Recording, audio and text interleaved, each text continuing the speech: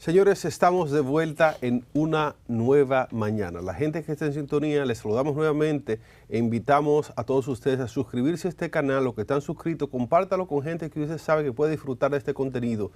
A su amigo, a su primo, a la tía, a la comadre, coméntele de esto, dígale que es un programa que se hace en República Dominicana, se hace para todo el mundo y que damos aquí informaciones nacionales e internacionales con el profesionalismo que nos caracteriza. Miren, en este segundo bloque nos corresponde hablar de lo que ha ocurrido en Israel y Hamás. Esto ha venido por muchos meses, una guerra a todo vapor ha estado ocurriendo allí. Sin embargo, hoy estamos en una etapa diferente y aquí les va la información en ese sentido.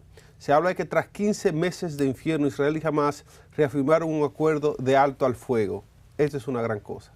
Es una gran cosa y debemos no solo ser tremendistas cuando las guerras brotan y empiezan los desastres, sino también a poder ser agradecido cuando las cosas empiezan a cambiar. Esto no significa que el tema se haya resuelto, pero ya hay una sensación de que hay una ruta al cambio, a la mejora de esta situación. Al menos hay un alto al fuego y dice, después de estos 15 meses de conflicto, se ha acordado este alto al fuego en Gaza y esto comenzará el 19 de enero de este 2025. Solo unos días de aquí va a empezar ese alto al fuego. Nosotros nos alegra esta noticia porque mucha gente va a parar de vivir en ascuas y de sufrir, no tener un momento de tranquilidad porque estamos en tiempos de guerra, no poder dormir tranquilo, no saber si mañana va a amanecer vivo porque está en tiempo de guerra. Al menos eso va a ser un avance en este sentido. Señores, el acuerdo se desarrollará en 3 fases. La primera fase de 42 días es el cese de hostilidades, la retirada parcial de tropas israelitas y liberación de 33 rehenes israelíes a cambio de prisioneros palestinos. Esa es la primera fase. Ahora, la segunda fase es la siguiente. La distribución de ayuda humanitaria en Gaza y reparación de infraestructura. Ustedes saben que eso quedó como que pasó a la planadora con esos bombardeos que se estuvieron produciendo en esa zona. La tercera fase es la siguiente. Aún sin detalles específicos, se desarrollará conforme al avance de implementación de fases anteriores. Está viéndose cómo se va a proceder luego de las 2 primeras fases. La mediación de Qatar, señores, y la presión del presidente electo de los Estados Unidos, Donald Trump, ha sido crucial para analizar, para alcanzar más bien este acuerdo. Sin embargo, el primer ministro israelí, Benjamin Netanyahu, ha declarado que el acuerdo aún no está finalizado, indicando que persisten desacuerdos sobre ciertas condiciones. Este alto al fuego representa un avance significativo hacia la paz de la región, aunque su implementación y éxito dependerán de la cooperación y cumplimiento de ambas partes en las próximas etapas. Esto, señores, como les decía al principio, es una noticia para estar relativamente tranquilo, porque ya se está hablando de un cese al fuego, se está hablando de que mucha gente que ha estado viviendo allí en angustia, y bueno, y el que está viviendo al menos, pero ahí se perdieron muchas vidas, pero el que queda vivo está viviendo en angustia o porque perdió algún familiar o porque no saben en qué momento le iba a caer una bomba a ellos. Y esto a nosotros que somos, a los humanitarios, a los humanistas, nos alegran este tipo de noticias porque sabemos que mucha gente va a parar de sufrir. Sin embargo, Nelson Valdés Burgos, que está aquí experto en relaciones internacionales y geopolítica, tiene sus miradas sobre este sentido. Nelson Valdés Burgos, Enrique. Sí, bueno, Iván, lamentablemente para nuestra población que nos ve, tanto en Chile como en el resto del mundo, ustedes saben que cuando ha habido anteriormente ceses al fuego, principalmente entre Israel y los palestinos, y ahora entre Israel y Hamás, o Israel y Hezbollah, o Israel y cualquier otro grupo terrorista o anarquista, lamentablemente luego vuelven a haber destellos y cualquier evento aislado puede lamentablemente volver a encender esta mecha y volver de nuevo a la guerra. Esperamos que no, pero este es uno de los escenarios. Fíjense que algunos analistas de la BBC de Londres, entre ellos, dicen que de alguna manera este esperado cese al fuego puede detener las muertes, pero no pondrá fin al conflicto. Paso de inmediato a explicarles un poco el contexto. Recordemos que esto parte por el secuestro y posterior asesinato por parte de Hamás a 1.200 judíos o israelíes y esto termina en la muerte, según algunos, de más de 50.000 palestinos entre terroristas y personas civiles. Dice que, según algunos analistas, esta tregua debió haberse realizado muchísimo antes de mayo del año pasado. Habían versiones de acuerdo sobre la mesa, pero ambas partes se venían culpando, obviamente, por los retrasos. La respuesta de Israel, como ustedes saben, a este ataque del 7 de octubre, en lo que murieron, como dije ya, 1.200 personas, dejó como consecuencia a la ciudad de Gaza completamente en ruinas. La mayor parte de la población, de más de 2 millones de personas, fueron desplazadas. Para que ustedes tengan una idea, según el Ministerio de Salud de Gaza, los ataques israelíes han matado a más de 100.000 personas, tanto combatientes como, habíamos dicho, también civiles. Lo que se espera, según algunos analistas, es que después de 42 días de tregua, que es lo que se ha puesto sobre la mesa, como comentaba Iván Yael, a lo que se logró en Qatar, pues obviamente no continúe la guerra, pero algunos analistas piensan que durante estos 42 días puede pasar, ya sea por una parte de incumplimiento de Hamas, o ya sea también por una parte de incumplimiento de Israel, o porque algún grupo terrorista aproveche estos 42 días de tregua para realizar algún tipo de acto anarquista, y esto contribuya a que de nuevo vuelva lamentablemente la guerra. Vamos a las consecuencias que ha tenido la guerra o este conflicto entre los israelíes y Gaza. Como muchos saben, el primer ministro Benjamín Netanyahu y su ex ministro de Defensa, por ejemplo, fueron acusados por la Corte Penal Internacional de Crímenes de Guerra. Esta ha sido una de las consecuencias de esta fatídica guerra. Además, la Corte Internacional de Justicia está investigando un caso presentado por el Estado de Sudáfrica en el que se le acusa a Israel de genocidio. Por otra parte, el grupo Hezbollah, que intervino en la guerra, fue aplastado completamente por la ofensiva israelí. Esto, de alguna manera, ayudó al gobierno del Líbano a aminorar la capacidad militar que tenía este grupo terrorista al sur del Líbano, en la frontera norte de Israel. Este fue también un factor, según algunos analistas, que llevó también al colapso del régimen de Bashar al-Assad en Siria. Al todo esto ocurrir, también hay un evento paralelo, y fue que el famoso eje del mal, liderado por Irán, fue completamente debilitado, afortunadamente gracias a las acciones de Israel en contra del régimen de Irán. ¿Por qué?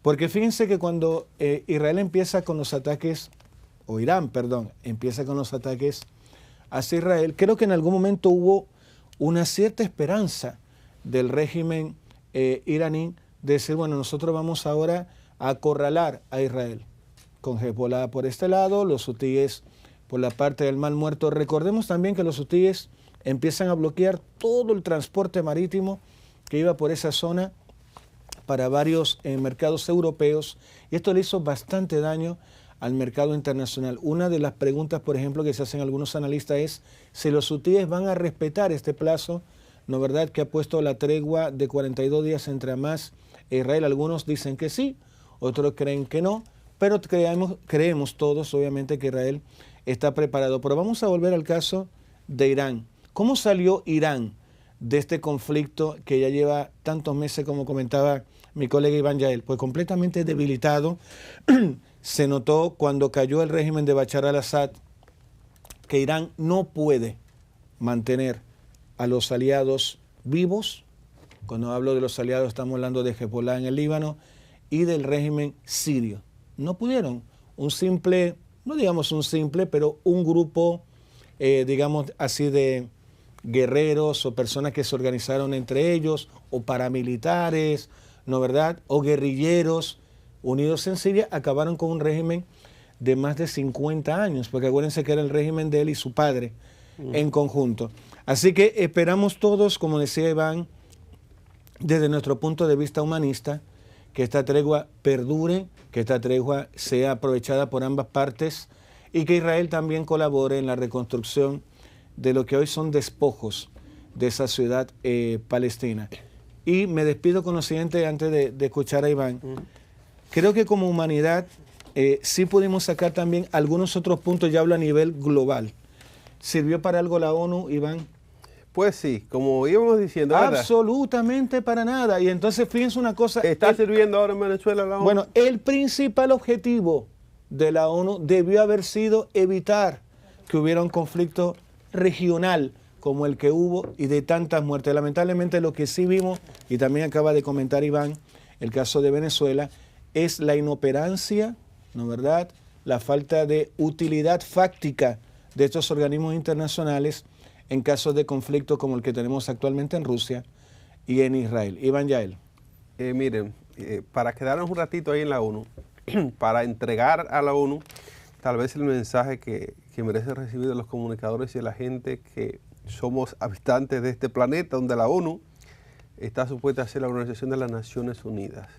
Y cuando se habla de la Organización de las Naciones Unidas, se habla de una instancia que está supuesta a supervisar, a mediar y a poder intervenir en los momentos que tienen que intervenir y ser efectiva, especialmente en temas de guerra, donde tantas vidas pueden perderse. Bajar la potencialidad de conflictos como estos y el potencial que tienen de acabar con vida, de destruir, de acabar, señores, con sociedades completas, de movilizar gente, de exiliarlos. Esto era una de las ilusiones que nosotros como sociedad teníamos de la ONU. Pero hemos visto, especialmente Nelson, en los últimos años, en los últimos tiempos, hemos visto cómo los principales conflictos del mundo, la ONU ha brillado por su ausencia o por su inoperancia. Justamente al lado nosotros tenemos una situación que hace mucho que requiere intervención de la ONU inmediata. No, hemos tenido que acudir a un aspecto alterno, que es hablar con otros africanos, porque alguien entiende que para poder entrar hay que ser oscuro, negro como ellos, y hay que traer gente de Kenia y de esos países que son también morenos. Entiendo que es lo que está primando por ahí, para que ellos no se sientan invadidos porque llegaron unos blanquitos a colonizarlos. Hay que ver si es por ahí que va la cosa. Pero en esencia, esta colaboración internacional de naciones, una alianza de naciones alternas, que no es Naciones Unidas, han tenido que hacerlo porque la ONU no ha dicho ni pío en ese sentido. Está pasando lo de Gaza. ¿Qué ha hecho la ONU? No ha hecho nada. Está pasando lo de Venezuela, que en Venezuela no ha ocurrido un gran desastre por obra y gracia del Espíritu Santo. Porque el mundo no es el guerrero que debiera ser para propiciar esa situación, y porque Corina se ha sabido manejar, y porque la población tal vez está desarmada y no hay forma de cómo ellos puedan sublevarse. Pero si las condiciones se dieran, Venezuela puede ser una especie de polvorín ahora mismo, si fuese contando con participación de la famosa ONU que está supuesta a resolver situaciones. Y así nos vamos en las diferentes regiones del mundo y vemos que la ONU ha hecho muy poca cosa. Hemos visto conflictos, hemos visto ataques que quiere hacer Corea del Norte a Corea del Sur y muchas situaciones así. Y nosotros nos preguntamos, ese gran presupuesto que lo tiene, ese gran presupuesto que tiene la ONU, ¿a qué se está aplicando? ¿A dónde se está yendo? ¿A dónde va la directriz de la ONU? ¿Qué es lo que realmente quieren hacer? En estos días criticábamos cómo cuando ocurre lo de Venezuela, que está supuesto a asumir el presidente electo legalmente, la ONU está publicando en su portal noticias que no tienen nada que ver, noticias irrisorias, que no es la realidad que están viviendo las naciones en este tiempo. Pero bueno, para terminar con este bloque, yo quiero que cerremos con la siguiente información, y es la caricatura, se la envié a producción del día de Cristian Caricaturas, que me resultó jocosa, porque mucha gente lo está sintiendo. Cuando la tenga en la pantalla, la leo con ustedes, son pocas letras, no va a dar mucha lucha a leerlas. La caricatura dice lo siguiente: cuando me acompañe producción, la vamos a poner para que ustedes vean por qué enero a la gente que gastó todo, el doble, el triple, el sueldo 14, cuando la tengamos la vamos a poner, y por qué enero parece tan largo, porque gente gastó hasta los 3 meses que siguen de salario, o lo cogió prestado o buscó cómo gastarlo. Si la tiene la caricatura la ponemos, si no la caricatura dice, hay una montaña que dice enero, y dice uff, y ahora es que vamos por la mitad. Entonces la gente que no tiene ni uno, como decimos en República Dominicana, hoy solo estamos a 15 o 16 de enero y ya la gente está diciendo, y esto no se acaba, ¿cuándo es que viene el 30 o el 25? La gente que cobra esos días, hoy solo estamos a 16 de enero, uff, solo vamos por la mitad. Con esto vamos a la pausa y regresamos con más de Una Nueva Mañana. Ya volvemos.